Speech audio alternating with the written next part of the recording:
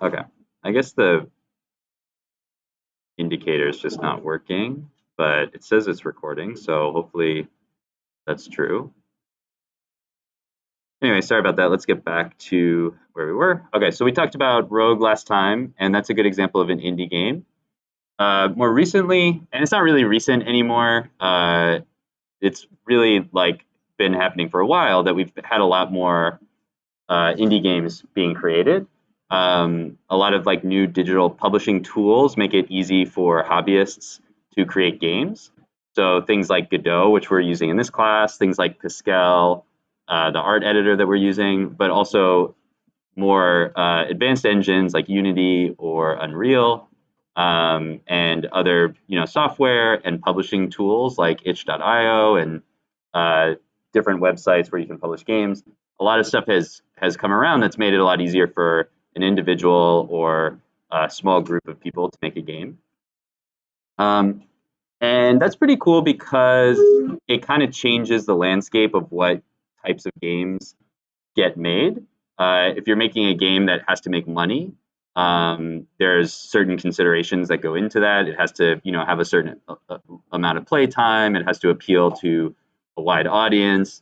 So it has to be more like kind of like a Hollywood movie. Whereas if you're just making a game on your own, it can be very idiosyncratic and unique to your particular vision. Um, anyway, this video here is from a game called ZZT that came out in 1991 for Windows. And the reason that this game is really cool is because it was one of the first games that made it possible to create your own levels using the game engine. You can see it's very simple graphics. I'll play a bit of this video.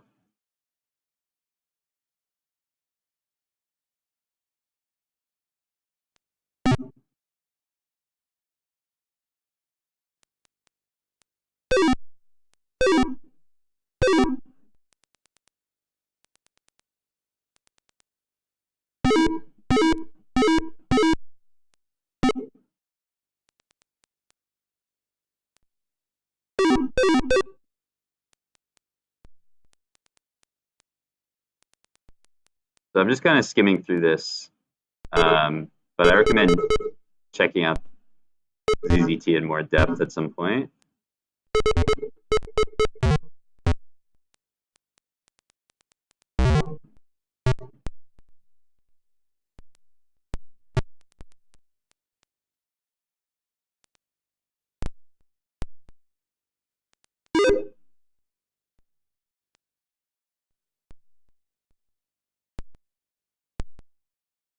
Yeah, that's ZZT. You can see it has quite simple graphics, but it has everything that you would need to create a robust gaming experience. It has dialogue and resources and levels and enemies and obstacles and all the stuff that we're used to seeing in games.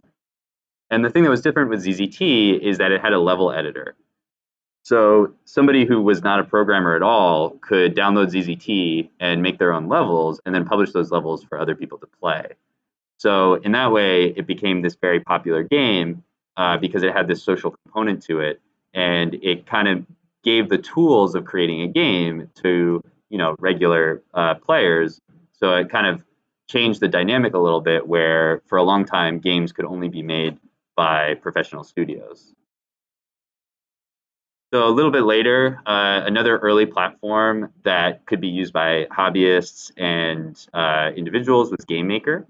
Uh, have you heard of this? Yeah.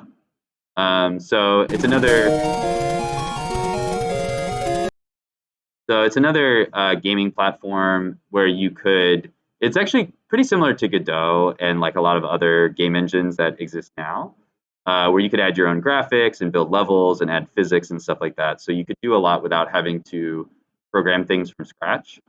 And this video is just a whole bunch of different games made in Game Maker, and it's cool because you can see there's really lots of different styles of games here. And I also think, hopefully, now that you've learned a bit of Godot, you might start to see how there's similarities in these different games, how you might approach it if you wanted to create something like this in Godot. So GameMaker was kind of the first game-specific software platform that people could download and create their own games and then publish their own games without being, high level programmers or being part of a big expensive studio and things like that. And so you can see in these games, a lot of them are 2D graphics. They tend to be pretty simple, but they're also very creative. There's a lot of different ideas going on in here. There's a lot of unique and idiosyncratic game styles and play styles and exploration of different game dynamics and stuff. So Game Maker was a very important advance for indie games. So there's a lot more in there. Let's keep going, but there's a lot of cool stuff to look at in there. So Cave Story in 2004 is an interesting game because it was the first like commercially successful game that was created using Game Maker. So we can watch a little bit of this.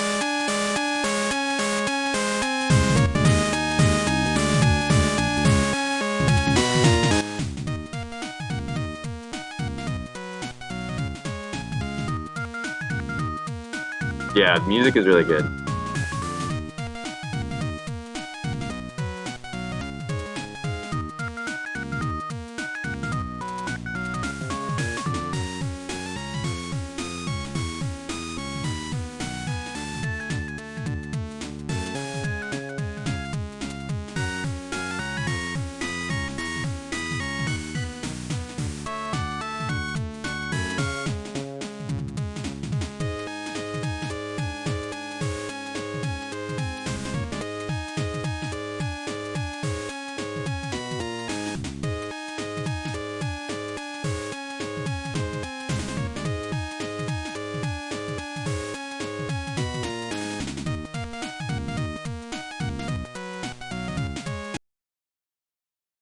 So that's an example of an early indie game that gained a lot of popularity and became, very successful.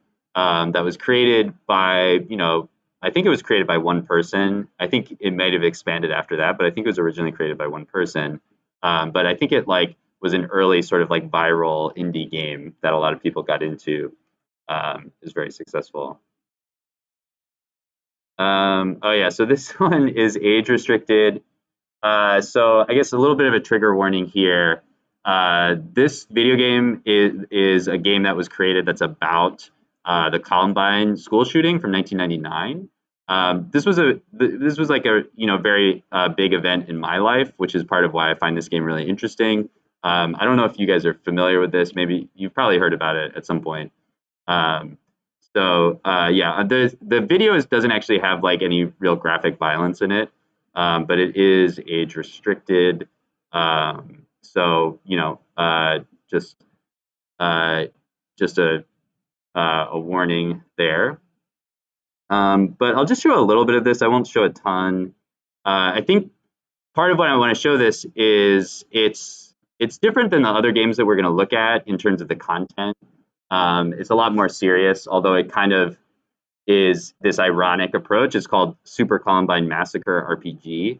So it's sort of like this, sort of like directly kind of like inappropriate way of talking about this event, but it's in reaction to a lot of what was happening around that time, which you guys may be familiar with this, but at the time of Columbine, because the two high school students who were the shooters in the school shooting, one of the things that people knew about them was that they played violent video games. There was a lot of like news stories at the time about how video games were responsible for their violent actions, and there's actually been tons and tons of like studies of this, and there's no like real correlation between real world violence and violent video games, but it was this kind of like hysteria that happened in the media at the time.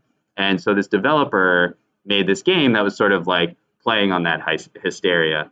And the thing that I think is interesting is that like obviously a big studio would never publish a game like this. This is something that would only exist, but created in an indie game content. Although it has like several warnings on here. Maybe we won't watch this. I don't think there's anything graphic in here, but you guys can watch it on your own at some point.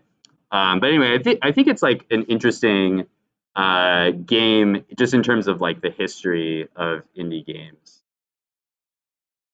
Um, so another game that is around that same time that was like built from scratch is this game Darwinia, which is like a really weird strategy game.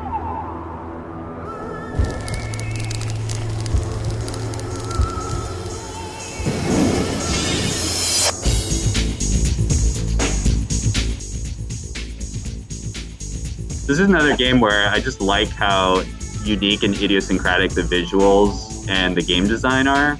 It's obviously not going for like aesthetic realism. It's just kind of creating this weird simulation using very simplistic graphics, but it creates a really interesting experience.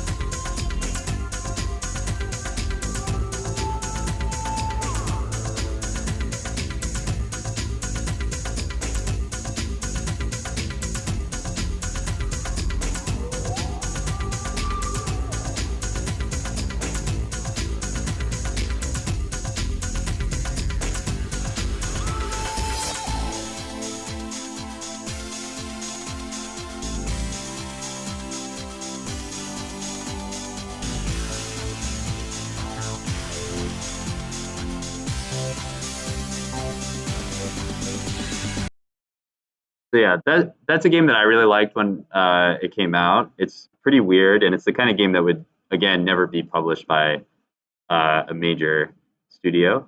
So then another indie game that was really made a big impact is this game Cyabon Action or Cat Mario. I want you guys to play this, so I put a link to this here and in the notes as well. I think this is a really good game to play to kind of consider expectations in games and how a game designer can kind of screw with those expectations. So I'll play just a little bit of this and you'll get a sense of how this game works.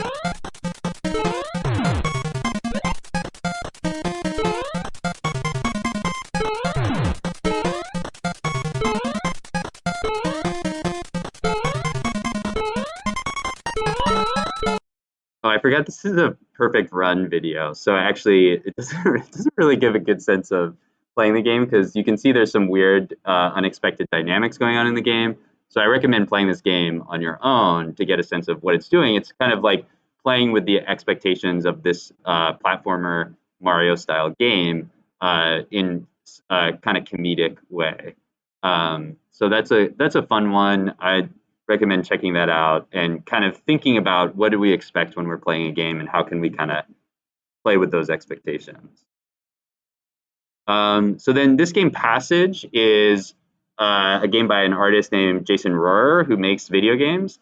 And I think this is a really good example of the type of indie game where you can make like a really unique experience that's more focused on storytelling and visual art and not necessarily about like, action, gameplay or strategy, things like that. So this game, there isn't like a lot to it in terms of the interaction and the gameplay.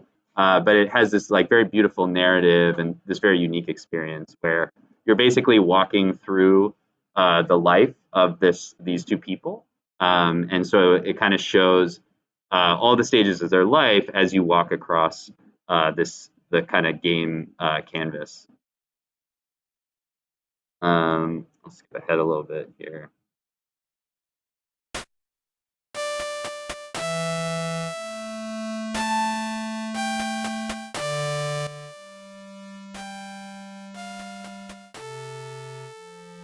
These subtitles in the video are not part of the game.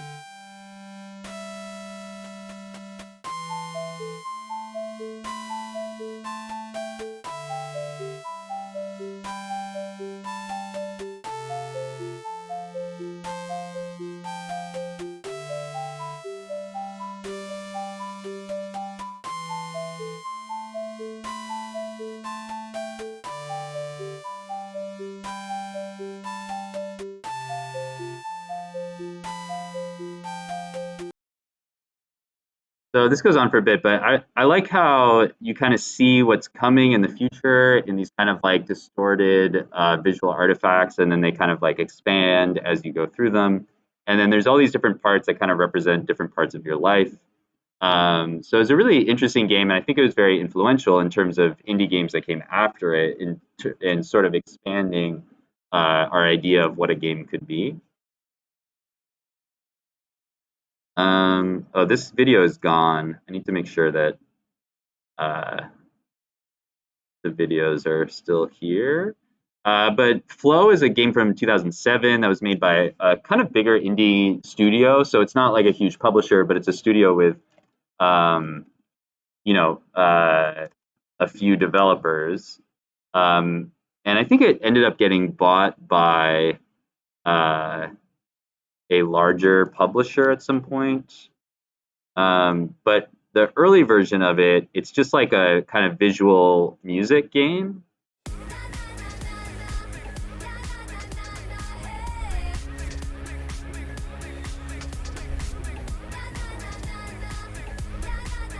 I have to get through this ad. When we were a motorized bicycle company, they said Oh boy. it'll never be more than that. So yeah, we'll watch a little bit of this after the ad, but you'll see it's kind of just like a pretty music and visuals game, so it doesn't have kind of the normal conventions that we'd expect from a video game. Although I think we see more stuff like this these days than we used to. Skip ahead a little bit. And it also kind of reminds me of the Jaron Lanier game that we looked at a few weeks ago. Or no, actually, I don't think we've looked at that one yet. I don't remember. Yeah, I don't think we've looked at that one.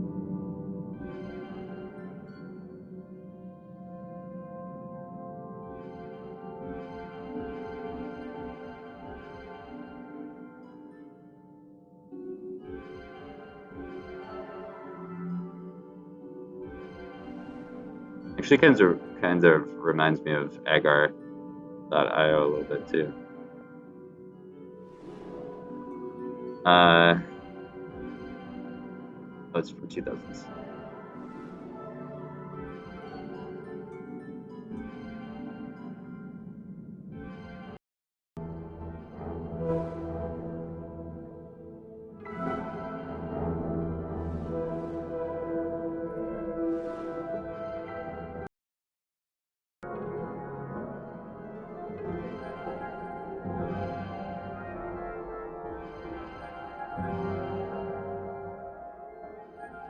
So yeah, that's an indie game that came out on PlayStation. So indie developers were, having more opportunities to publish in different formats. So another indie game, Dear Esther. You guys might have heard of this one. It's very Dear Esther, sort of the girl controversial, I think, in the game world, where this game you can't really do anything. You're just like walking around, and there's this like narrator talking about this like abandoned island that you're on. And so a lot of people really hated this game because there's no like traditional gameplay elements. It's basically just like a novel kind of superimposed over a 3D environment. There's a there's a video, or it's part of this slide, but it's down here. What the F is Dear Esther, where this guy is just like yelling about how it's not a game. I've ever done a WTF is of a game that I've actually finished. So first impressions barely counts when your game is an hour long, but it's not a game at all. So this was developed. So yeah, he just keeps saying it's not a game over and over again as he's playing it. He's like extremely angry about it. But I think it's interesting. I think it's good to like expand what we consider to be a game and what a game experience can be. A similar kind of game from another indie studio called Tale of Tales that's fairly well known is this game called The Graveyard, where you play like an elderly woman just walking around in a graveyard.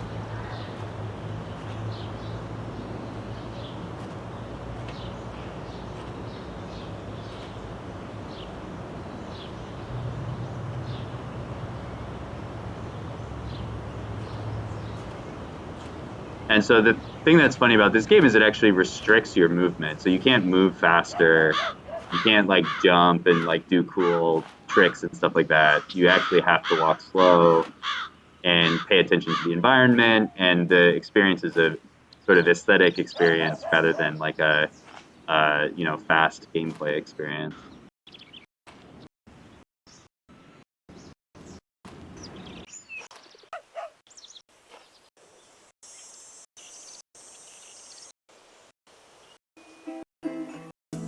Ja, die Irma was nog jong. So another indie game from around this time that I like is World of Goo. And this is made by a small studio, and this one is more of a traditional sort of puzzle platformer style game, where it uses regular game mechanics, but it has this kind of like interesting, unique mechanic with basically building stuff out of goo.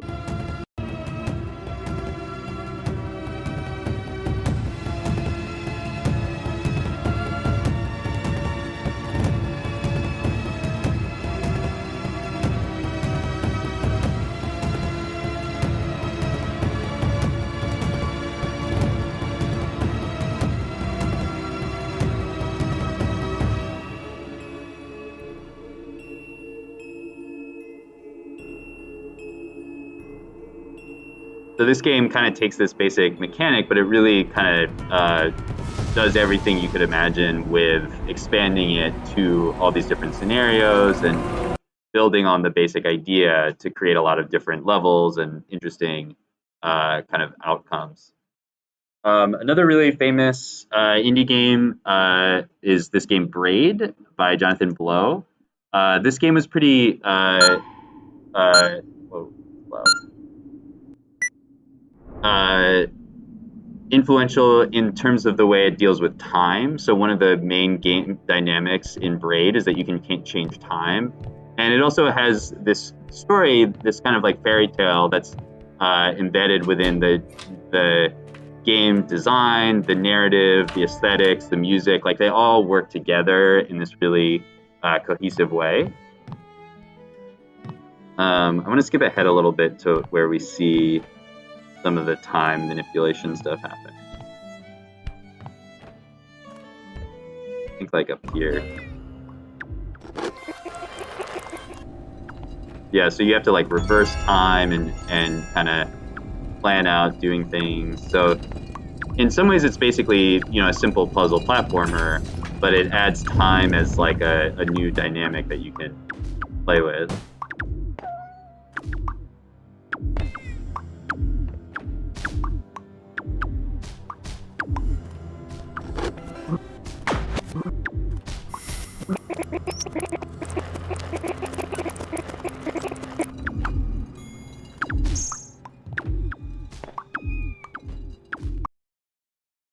So that's a really fun game. I recommend checking that out. Another game I really like is Blueberry Garden, again made by I think just one developer. Hey everybody, my name is Hamster, and shh, don't tell anyone, but we're in the Blueberry Garden. This game has like really unique graphics, really interesting like game design. There's not a lot of like instructions. You kind of just have to like see how different elements in the game work and how they fit together. Okay. I'm a Birdman. I'm gonna skip through this a little bit. Well, I guess it's...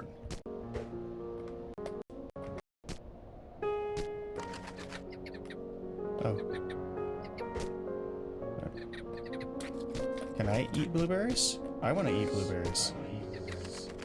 I'm gonna drown you in blueberries. Oh my god, water. Ah, water. Oh god, I died. They're marshmallows.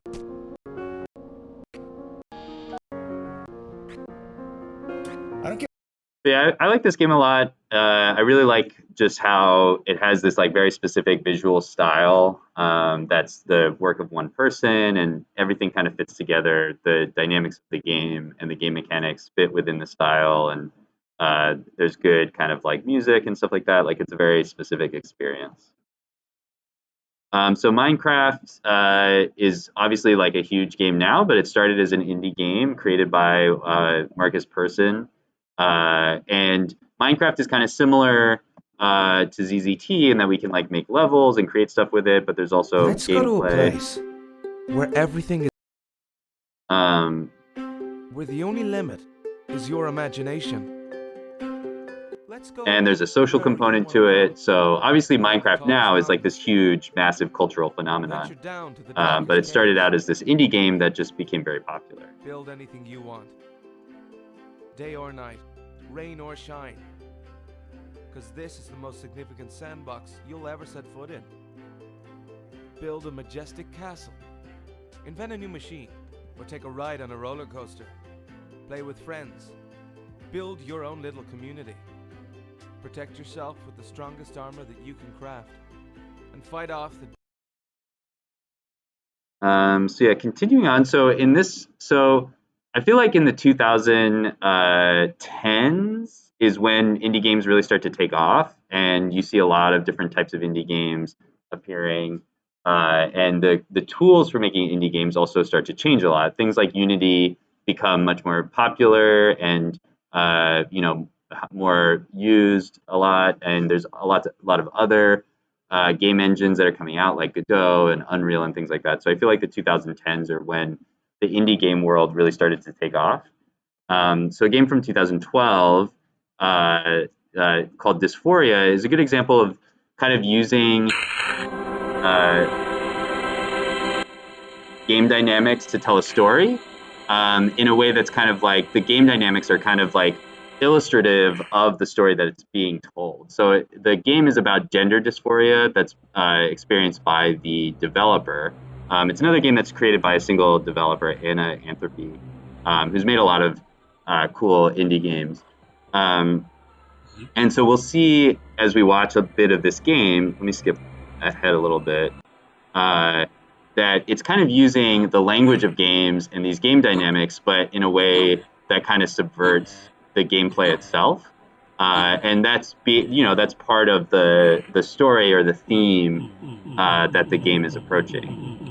So there's a lot of games that it has this very simple style, very simple graphics. It has a very sort of unique theme. So again, it's the advantage of indie games is that we get these unique experiences that express like one person or one author's viewpoint as the kind of theme of the game.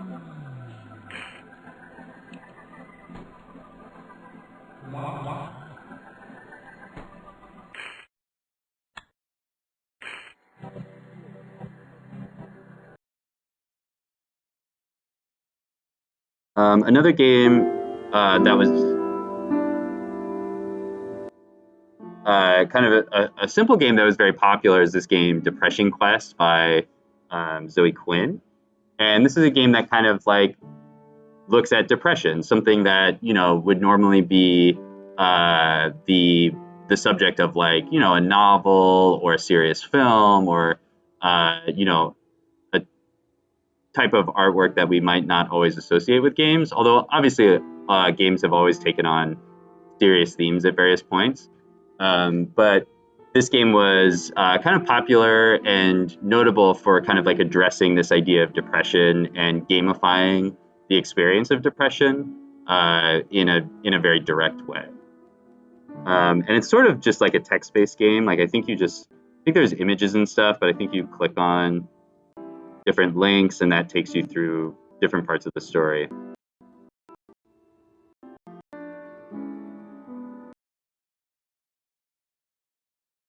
Another game from around this time, Papers, Please. It kind of gamifies the experience of immigration. So it looks at the process of immigration and sort of this like inhumane bureaucratic system from the point of view of the person who's trying to navigate through the system.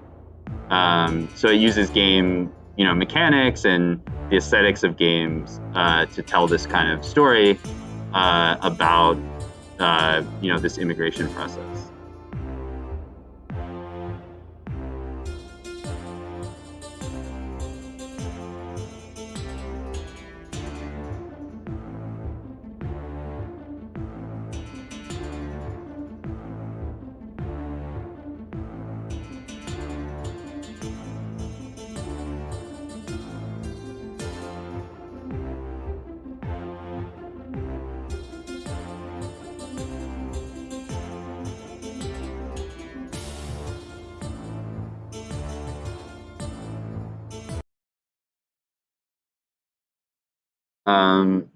So continuing on, this is a game that I like. This one was not like particularly famous or anything, but I just like the aesthetics, and it's also a good example of what of this sort of like new platform, which is mobile phones and tablets. Even though this is years after the introduction of the iPhone, it wasn't until around this time that tools like Unity and other game engines made it possible to make apps for iPhone and for Android and stuff pretty easily. So you start to see more art and game-oriented apps being published on those platforms. And this is a cool, just like puzzle game. It doesn't have any text. It doesn't have any instructions. You're just kind of like figuring out the symbols and the puzzle that are built into the game.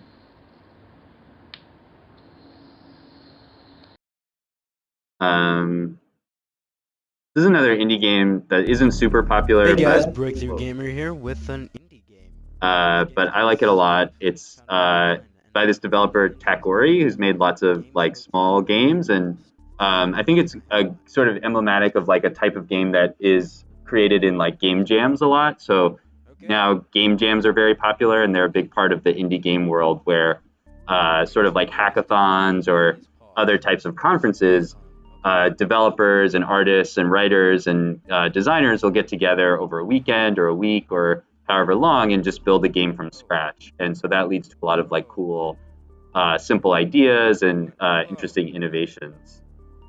You're going back? Oh, save. Okay, cool.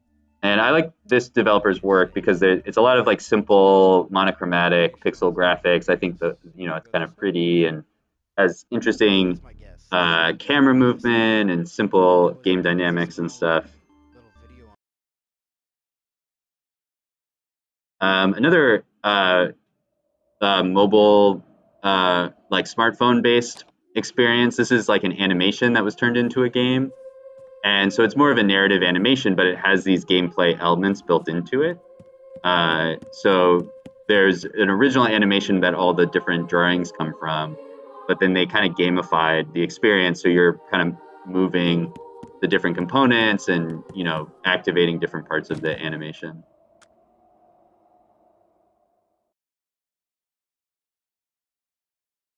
So Stardew Valley is one that you guys are probably familiar with.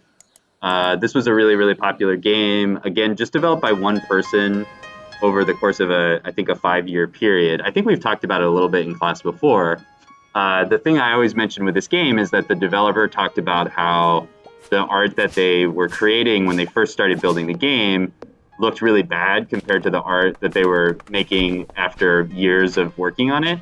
And so they had to go back and redo all the art. And I think that's just a really good lesson and kind of example of how game development and most type of artistic processes work, where through the act of creating the game, you start to figure out what works and what doesn't, and eventually you have to kind of go back and redo everything.